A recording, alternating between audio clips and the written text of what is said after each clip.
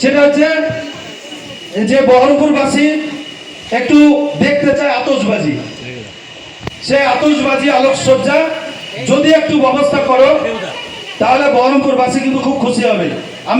আমি কিন্তু গ্রাসরুট লেভেলে মিশি, আমার কাছে ধনী দরিদ্র নারী পুরুষ নাই, আমি সব রকম মানুষের সঙ্গে একদম খোলামেলা মিশি।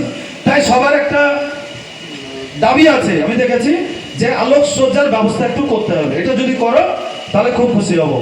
আমি বেশি কিছু আর বলবো না, আমি মাইক তুলে দিচ্ছি আমাদের প্রিয় চেয়ারম্যান নারুগোপাল মুখার্জির হাতে কিছু বলার জন্য।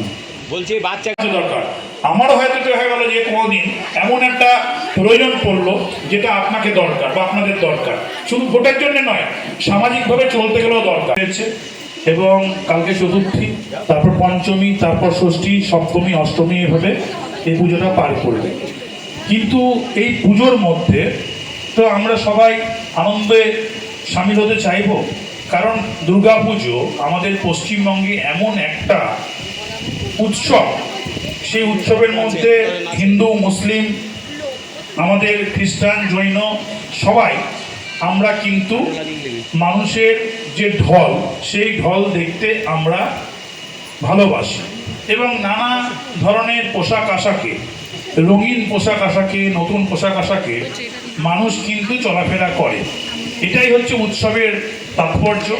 উৎসব মানেই নতুন জামা কাপড়, আমার খাওয়া দাওয়া, এগুলোই হচ্ছে উৎসবের একটা আলাদা বৈচিত্র্য।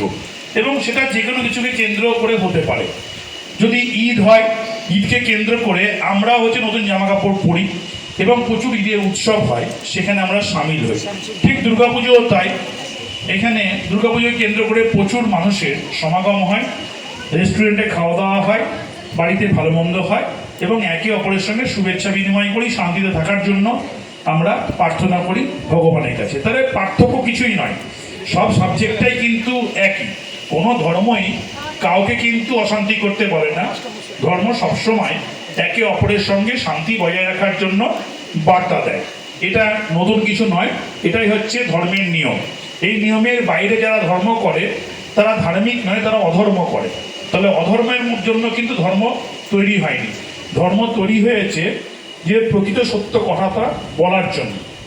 এরকম একটা পরিবেশের মধ্যে দেবুদা, আমাদের মাস্টারমশাই, যাকে আমরা দীর্ঘদিন থেকে চিনি, তিনি প্রত্যেকবারই আগেও এই যে বস্ত্র বিতরণ উৎসব করেছেন এখানে, তিনিও চান এই যে আমাদের উৎসব মরশুমে যেন প্রত্যেকের মাদের, বোনদের কিছু যেন নতুন উপহার দিতে পারেন। সেই জন্য তিনি রকমারি সারিবদ্ধভাবে দাঁড়ান, একসঙ্গে হটচড় করবেন না, সুস্থভাবে দাঁড়ান, সুস্থভাবে লাইন দিয়ে দাঁড়ান। আমাদের বয়স্ক মাসিমাকে নতুন বস্ত্র, এবার আমাদের বয়স্ক মাসিমার হাতে আমাদের বহরমপুর পৌরসভার উপকার নারুগোপাল মুখার্জি, তিনি বস্ত্র তুলে দিচ্ছেন, প্রত্যেকের হাতে বস্ত্র তুলে দিচ্ছেন আমাদের বহরমপুর পৌরসভার উপকার নারুগোপাল মুখার্জি এবং এই অনুষ্ঠানের উদ্যোক্তা দেবতোষ বিশ্বাস। আপনাদের প্রত্যেকের হাতে বস্ত্র তুলে দিচ্ছেন বহরমপুর পৌরসভা। রবীন্দ্রনাথকে বলা হচ্ছে। এবং এই সবারই যোগাযোগের মধ্যে দিয়ে আমরা কিন্তু মানুষের পাশে দাঁড়াতে সক্ষম হব। অর্থাৎ